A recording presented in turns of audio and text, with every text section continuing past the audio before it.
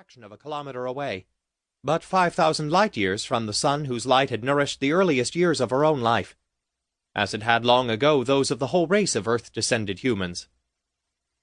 The rotation of the planetoid beneath her feet was swift enough to set the stars and other celestial objects in visible motion, rising in an endless, stately progression from beyond that jagged line. Months ago she'd learned that she need only stare for a little while at that perpetually sinking horizon to induce a feeling that the world was somehow giving way beneath her. The whole cycle of rotation was several minutes long, and during various segments of that great circle, the light of distant galaxies predominated. Looking out as it did over the landing field, the commander's office window offered a view of several robotic interstellar couriers, poised for quick launching. Each was sited in its own revetment, widely spaced along the near side of the artificially flattened surface that served the base as landing field. Half a kilometer away, on the far side of that field, set into a naturally vertical wall of rock, were the hangar doors through which arriving vessels were admitted to the interior docks and berths that had been carved out of the rock into several subterranean levels of hangar space. The Witch of Endor was going to touch down a couple of 100 meters from those doors, the first unscheduled visitor to land on or even approach this planetoid in more than a year.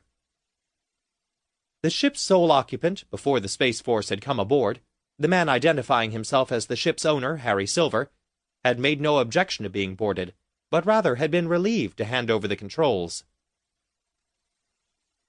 2 days ago, or even yesterday, Commander Normandy would not have been made quite so edgy by an unforeseen arrival.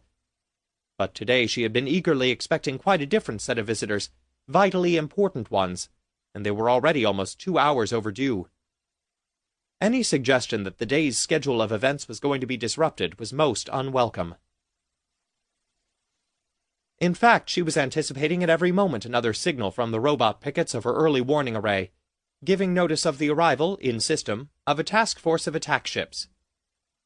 If everything was going according to schedule, those 6 Space Force vessels, 3 light cruisers and 3 destroyers, should have been dispatched 2 standard days ago from Port Diamond, 1,000 light-years distant.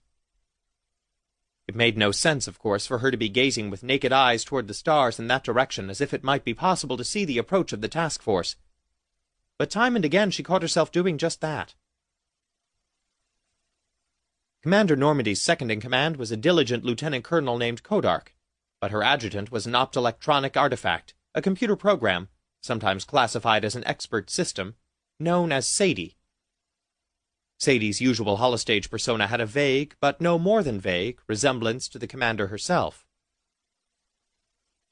At the moment, Sadie's head was visible inside the larger office holostage, looking out with a certain expectancy on her pleasant virtual features, as if she could be curious as to why the old lady should be somewhat on edge today, and should stand gazing out the window at nothing much at all.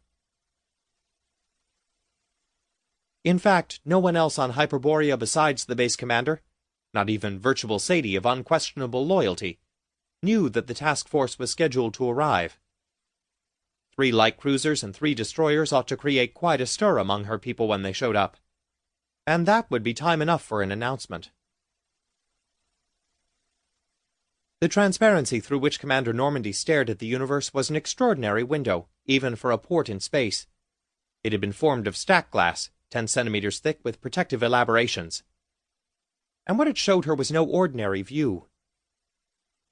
What she saw, in concrete, mundane terms, was the above-ground portion, which was less than half the whole, of a human outpost, set in rather spectacular surroundings on a minor planet in orbit around a brown dwarf, which in turn was only the junior member of a binary star. The dwarf, not quite big enough or hot enough to be a real sun, had in the commander's view the apparent size of Earth's moon as seen from the surface of the cradle world. Its light, dull red, dim, and often depressing, came in some of the station windows, whenever as now anyone wanted to look at it. Generally, the majority of the 4 dozen or so people on station preferred virtual scenery. Green hills, tall trees, blue sky, and shining water, easily generated on screen and holostage, when they wanted any at all. For the past month, most of them had been too busy with their jobs to give much thought to the aesthetics of their environment. Few of the jobs on this base were routine.